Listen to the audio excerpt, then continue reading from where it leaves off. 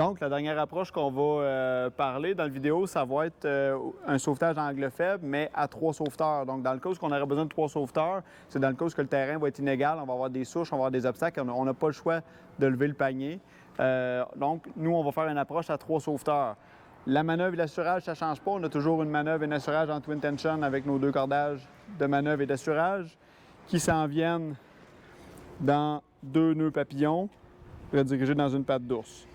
À partir de la patte d'ours ici, on a un peu le même principe que le sauvetage à 1 sauveteur. Par contre, là, c'est qu'on va se rajouter un wingman de chaque côté pour faire une approche à 2 sauveteurs. Donc, nos excédents de corde partent de chaque côté.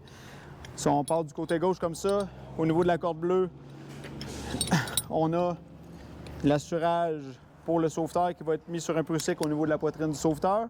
Et on a le wingman qui va venir au niveau de la taille du sauveteur pour que le sauveteur soit capable de s'assurer et de s'ajuster en fait en hauteur par rapport au panier. Parce que qu'est-ce qu'on veut, c'est que les 2 sauveteurs qui vont être à l'avant, c'est eux qui vont supporter le plus de poids. Donc on les veut au niveau de l'épaule de la victime, c'est la partie la plus pesante là, au niveau de la manœuvre.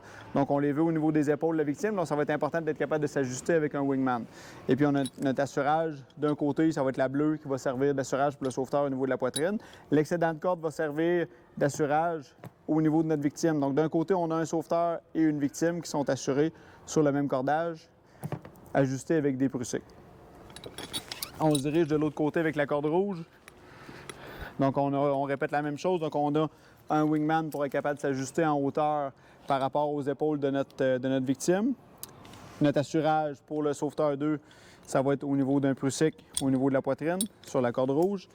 Donc, on essaie de s'ajuster en hauteur. Le but aussi, quand on fait cette approche-là, ça va être de mettre 2 sauveteurs qui sont de la même grandeur. Parce que ce qu'on veut, c'est pas qu'on soit débalancé. On veut que les gars forcent, on veut que les sauveteurs forcent de façon égale à l'avant. Donc, on essaie de mettre 2 gars qui sont quand même assez de la même taille, de la même grandeur, du même gabarit.